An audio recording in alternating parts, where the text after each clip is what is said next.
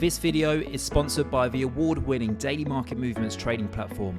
To open a live or demo account, simply visit dmmtradingplatform.com. Hello guys, and welcome to another episode where today we're going to be analysing the S&P500 futures chart. Just before I start today's video, anyone who's interested in joining my free analysis group over on Telegram, then please do not hesitate to scan this QR code on your screen. But let's start here by looking at the S&P 500, current trading just below 4,000 at 3,972, and that was due to the fact yesterday we ended the day down around 1.5%, so some downside volatility as traders return to their trading desks after a very muted week last week due to Thanksgiving. I still like this chart. I still believe we're going to go up to 4,100. That's just above where the 200-day moving average is, depending on what chart you're looking at. And more importantly, we then go and test this downtrend that we've been trading in for the whole year. So I still believe we have upside here. Don't forget, the next 2 to 3 weeks are still very bullish from a seasonal point of view.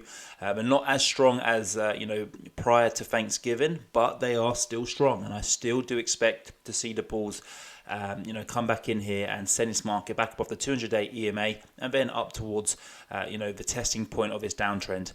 I think key markets that you want to really have an eye on is the 10-year bonds.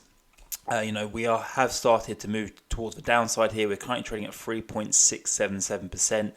And you could argue that we are starting to break this, this minor uptrend that we're in. So, things are starting to look quite bullish here for the stock market. If the yields go low, of course, the stock market goes higher, and we could even see a move a lot lower down towards 3.2%, where we go and test that 200-day EMA. I think it's all about drawing some fib charts here and just trying to suss out where the next targets could potentially be. We kind of got some support here at 3.82, which is that 36% area, that if we break below that, that sends us all the way down to 3.427%, and I think we're much more likely to go down towards 3.427% than we are to go back up towards 3.89%, where that 0.236 fib area is. So definitely be keeping an eye on the 10-year bond, and same for the dollar. If the dollar continues to break down, if we break below this 200-day EMA, then that's going to be very bearish for the dollar, and we will likely see further moves lower. And that, of course, will help earnings for these stocks, and of course, result in stocks trading higher. So